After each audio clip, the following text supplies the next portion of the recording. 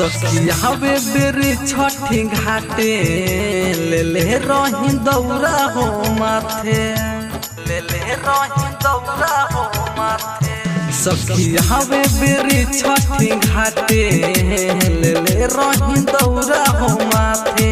हो नहीं हरन बजैलस आके धक्का धुकी कैलस, नहीं हरन बजैलस आके धक्का धुकी कैलस। संगे ले रहे झुंडा सखी, लेके आइल रहे हीरो हुंडा सखी। दौरा गिरा के भागल गुंडा सखी, लेके आइल रहे हीरो हुंडा सखी। दौरा गिरा के भागल गुंडा सखी।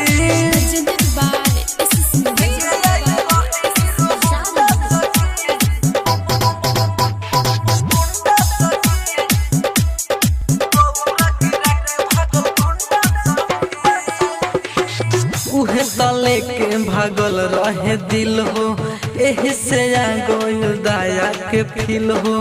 छठी माइयों के माफ कर दीहा, हवे दीवाना हमर मन जिल हो, हवे दीवाना हमर मन। उहे तले के भागल रहे दिल हो, एही से आ गइल दया के फील हो। छठी माइयों के माफ कर दीहा, हवे दीवाना हमर मन जिल हो। सॉरी कहले रहे सखी हंस के, कहे दिलावा में रहेलू धस के। बाकी बाटे मुछा मुंडा सखी, लेके आइल रहे हीरो होंडा सखी। दौरा गिरा के भागल गुंडा सखी, लेके आइल रहे हीरो होंडा सखी। दौरा गिरा के भागल गुंडा सखी।